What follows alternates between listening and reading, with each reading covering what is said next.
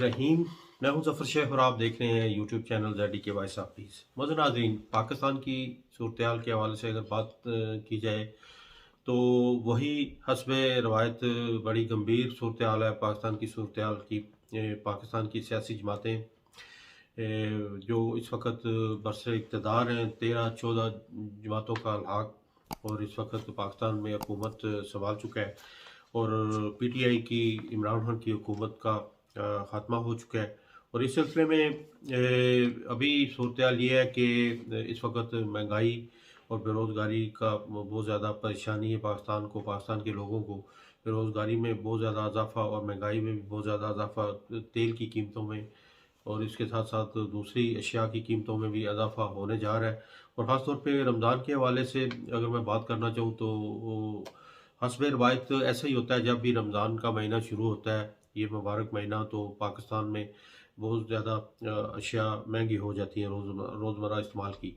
इसके बरक्स अगर हम यूरोप में या पूरी दुनिया में अगर देखें तो उस तरह का तनासुब नहीं होता। ख़ास तौर पे अगर इंग्लैंड की या डेनमार्क की या अमेरिका की अगर बात करें तो वहाँ ये होता है कि इस रमज़ान के महीने में इन हुकूमतों को भी, इन मुल्कों को भी पता होता है कि ये मुसलमानों का एक मुक़द्दस महीना है और इसमें लोग बहुत ज़्यादा रोज़मर्रा की चीज़ें इस्तेमाल करते हैं खाने पीने की, तो उसमें वो कमी बेशी करते हैं। बल्कि काफ़ी सारी चीज़ों पे वो सेल भी लगाते हैं ताकि लोगों को ज़्यादा से ज़्यादा उनकी अप्रोच हो सके और वो रोज़मर्रा की चीज़ें इस्तेमाल कर सकें। लेकिन पाकिस्तान में इस तरह इसके बरक्स होता है, कीमतें बहुत ज़्यादा महंगी हो जाती हैं अशिया की। लेकिन इस सिलसिले में रियासत और हुकूमत को भी चाहिए कि वो कीमतों में पर कंट्रोल रखे। और इस सिलसिले में पिछली हुकूमत ने मुख्तलिफ अशिया पे, डीजल पे, पेट्रोल पे या दीगर अशिया पे सब्सिडीज़ दे रखी थी, जिसकी वजह से कीमतें ज़रा वो थी कंट्रोल में। लेकिन इसके बावजूद आवाम को काफ़ी सारी दुश्वारी थी। और इस वक्त अब हुकूमत तब्दील हो चुकी है। शरीफ ख़ानदान की, पीपल्स पार्टी की और दीगर जमातों की के मिलाप से अब मौजूदा हुकूमत तश्कील पा चुकी है और इसमें तकरीबन 34-35 वज़रा की काबीना भी तश्कील पा चुकी है। गो कि इस काबीना में ये एक रिकॉर्ड कह लें कि बात हुई है कि इस काबीना में 24 वज़रा जो हैं, जो वो ज़मानतों पर रिहा हैं और उन पर मुख्तलिफ़ केसेस हैं, फॉरेन फंडिंग के, उसके बाद करप्शन के, दहशतगर्दी के और इस तरह दीगर केसेस भी हैं। तो ये काबीना अभी काम करने जा रही है पाकिस्तान में मौजूदा हुकूमत के साथ। देखते हैं अभी आने वाला वक्त किस तरह की सूरत हाल पैदा करता है। इसके साथ साथ शहबाज शरीफ हुकूमत सऊदी अरब का दौरा कर रही है और इसमें वो तकरीबन काफ़ी सारे अफराद अपने ख़ानदान के अफराद इसके साथ, स्टाफ के अफराद भी इसके साथ जा रहे हैं। और 707 PIA का जो बोइंग तैयारा है वो इसके लिए मखसूस किया गया है। हालांकि पाकिस्तान में PIA में तैयारों की कमी की वजह से पाकिस्तान को चार्टर्ड तैयारे हायर करने पड़ते हैं और दुनिया के दीगर ममालिक में प्रवास के लिए भेजने पड़ते हैं। तो ये देख लें। और इसके साथ साथ मौजूदा हुकूमत के जनाब शहबाज शरीफ हुकूमत ने इस वक्त 3 कैंप ऑफिस भी बना दिए हैं और वहाँ मुख्तलिफ़ जगहों पे ज़ाहिर है ये कैंप ऑफिस के अखराजात इस तरह। हालांकि पिछली हुकूमत में इमरान खान ने अपने रिहाइश को बनी गाला को ही कैंप ऑफिस का दर्जा दिया हुआ था और वहाँ ये काम का सिलसिला हुआ करता था। बहरहाल ये अगर ये मौजूदा हुकूमत को कंपेयर करें, मवाजना करें पिछली हुकूमत से, तो मैं समझता हूँ काफ़ी सारा फ़र्क है। इस हुकूमत ने काफ़ी अखराजात शुरू कर दिए हैं अपनी इस हुकूमत को चलाने के लिए। लेकिन बहरहाल कौन इस हुकूमत को कौन कंट्रोल कर सकता है? ज़ाहिर है मुक़्तदिर इदारे जो हैं वो ख़्वाब खरगोश में हैं, तो वो ज़ाहिर अपना अपना सिलसिला चला रहे हैं। तो पाकिस्तान की ये बदकिस्मती है, पाकिस्तान के लोगों की, पाकिस्तान के अवाम की, कि उनके पैसे को किस तरीके से इस्तेमाल किया जा रहा है।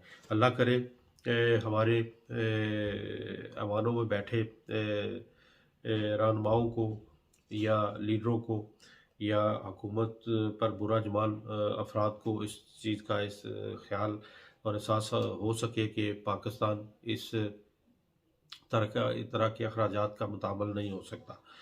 इसके साथ साथ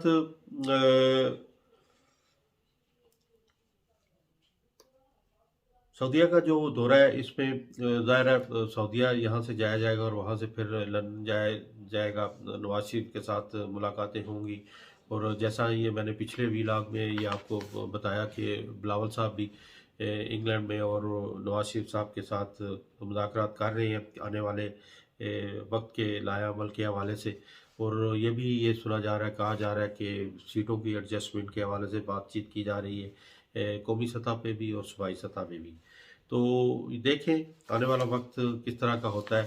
और उम्मीद की जाती है कि ये मौजूदा हुकूमत पिछली हुकूमत के जितने भी ऐसे काम जो इज्तिमाई तौर पर तमाम आवाम के लिए फ़ायदा मंद थे उनको पस पर्दा ना डालें और उसी तरह वो उसको कंटिन्यूज रखें।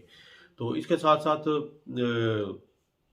मुरासले का जो ख़त का जो मसला है वो भी इसी तरह दरपेश है। वो पाकिस्तान तहरीक इंसाफ का मौक़िफ़ है कि अगर ये मुरासला या ख़त इसमें झूठ है या कुछ साजिश या मुदाखलत नहीं है तो इसका एक जुडिशल कमीशन बनाया जाए, इस पे वो ज़ोर दे रहे हैं। लेकिन मौजूदा हुकूमत इस तरफ नहीं आ रही। देखते हैं आने वाला वक्त किस तरह की सूरत हाल बनाता है। और इसके साथ साथ फॉरेन फंडिंग केस के हवाले से अगर बात मैं करूँ तो इस सिलसिले में अदालत ने ये जो मौजूदा हुकूमत का ये जो मुतालबा था कि इसका फैसला जल्द से जल्द सुनाया जाए, लेकिन ये फैसला अदालतों ने 30 रोज़ का जो फैसला था इसको मुअत्तल कर दिया है।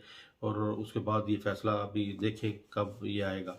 लेकिन पाकिस्तान तहरीक इंसाफ का मुसलसल ये मुतालबा है कि अगर फॉरेन फंडिंग केस का पाकिस्तान तहरीक इंसाफ का केस अगर आपने सुनना है तो इसके साथ साथ बाकी दीगर जमातों का भी फॉरेन फंडिंग केस के हवाले से कार्रवाई की जाए, ताकि तमाम जमातें जो सियासी तौर पर इस तरह के अमल दखल में मुलव्वस हैं तो उन तमाम का फ़ैसला एक तरफ़ा तौर पर इकट्ठा करके उसका सुनाया जाए।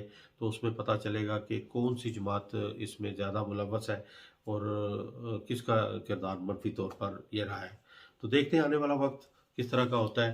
तो इंशाअल्लाह ताला उम्मीद की जाती है कि आने वाला वक्त पाकिस्तान के लिए, पाकिस्तान के लोगों के लिए अच्छा होगा। इस रमज़ान के सदक़े रमज़ान ख़त्म होने जा रहा है, तीसरा हिस्सा शुरू है। 25 अप्रैल 2022 का ये व्लॉग मैं कर रहा हूँ। तो अल्लाह करे आने वाला वक्त अच्छा हो हम सब के लिए, पूरी इंसानियत के लिए। और रमज़ान के बाद जो ईद उल फ़ितर आ रही है, इसमें भी अल्लाह ताला हमें खुशियाँ बाँटने की तौफ़ीक और हिम्मत दे। अब तक के लिए इतना ही। पाकिस्तान हमेशा के लिए ज़िंदाबाद और डेनमार्क आइंदाबाद।